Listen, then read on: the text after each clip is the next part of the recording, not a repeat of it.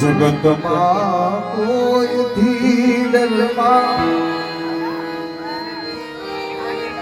જગતમાં કોઈથી ડરમાં, હજુ હું તારો બાપ બેઠો છું.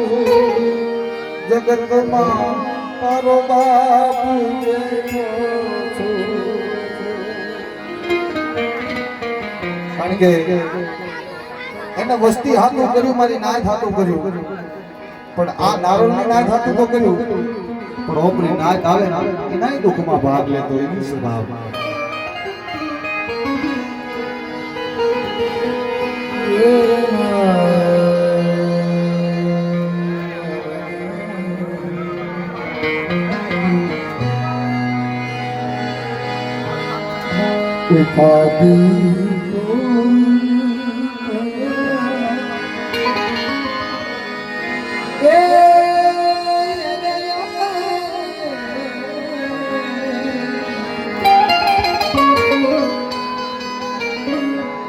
ઉપાધિ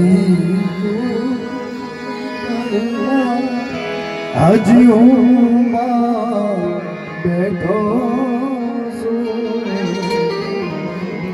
હજી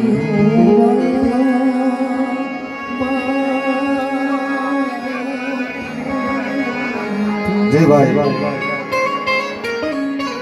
જ્યારે આપણે જવાનો સમય વધારે નતો, 2 થી 5 દી હશે, મારા ઘરે આવ્યા હતા અને જે મને શબ્દો કીધા, જે મને ભલામણ કરી, એ શબ્દ આજ પણ હું લઈને આવ્યો છું. કારણ છે ભાઈ, પણ કદાચ મારા હરજીભાઈ રામજીભાઈ ઓગરીજીયા વાળાના 100 ફેટ કરે, પણ આ શબ્દ આજ આપણને સંજયભાઈ યાદ આવે છે. ભાઈ ઘડીક રોકે છે, ઘડીક રોકે છે. જગતના બધા દુઃખ મારા ખોલે તું નાખી દે મારા દીકરા.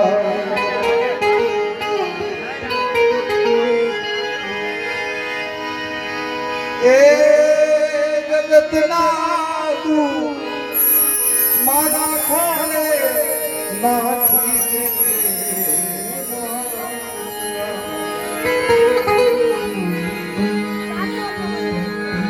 જગતના દુઃખનો જગતના દુઃખનો હજી હું બાપ બેઠો. જગતના તારો બાપ એક શબ્દમાં ભૂલો દે બીજું તમારા માત પિતાને ભૂલશો નહીં વાલા. ભૂલો ભલે બીજું બધું, મા બાપને ભૂલશો. મા અને બાપ એવું સ્થાન છે, એવી જગ્યા છે કે જગતની મારી બા કદાચ બે હવડા મૂકવા હોય તો માના પાલવે જઈ અને આપણે મૂકી દેવી, ધોઈ દેવી. અને બાપ એ વસ્તુ છે કે ગમે એવું દુઃખ ભર્યું હોય તો બાપ હાસો રસ્તો વધારે છે.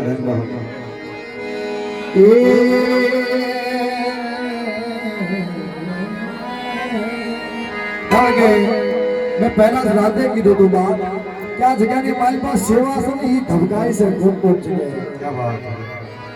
જય ભાઈ. એ અમારા ચમન ભુવાના એ સેવાયુની એ ક્યાંક ક્યાંક જોને ધબકે છે. શબ્દ પર ધ્યાન આપજો. એ કોઈના દુઃખને એ દુઃખ મળી દુઃખમાં ભાગને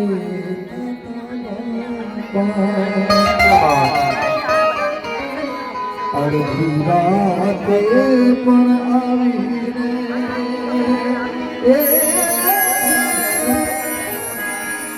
અડધી રાતે પણ આવીને એ દુઃખમાં ભાગ લેતો હજી હું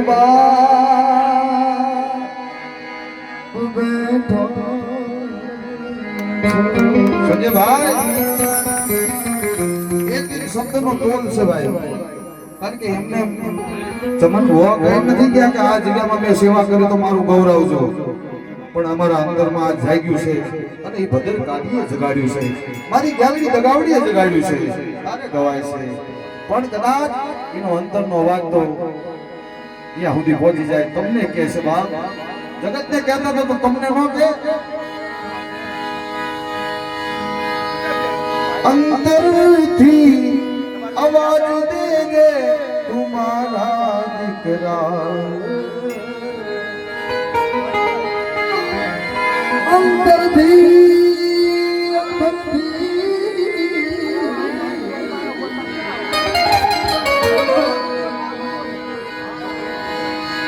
તું અંતરથી અવાજ દેજે હું સાંભળું છું